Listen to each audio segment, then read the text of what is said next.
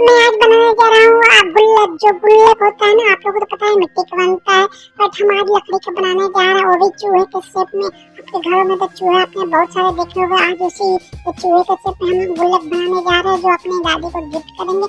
दादी इसमें पैसे रखेगी। तो चलिए हम अच्छे से बना के दिखा रहे हैं गुल्लक, जो चूहे के शेप में। देखो कितना बढ़िया सा बन गया चूहा, कितना क्यूट सा लग रहा है चूहा। इसको पेंट भी कर दी, इसकी आंखें भी कितनी क्यूट लग रही है। तो देखिए आप दादी इसमें पैसा डाल रहे हैं दोस्तों। Thank you.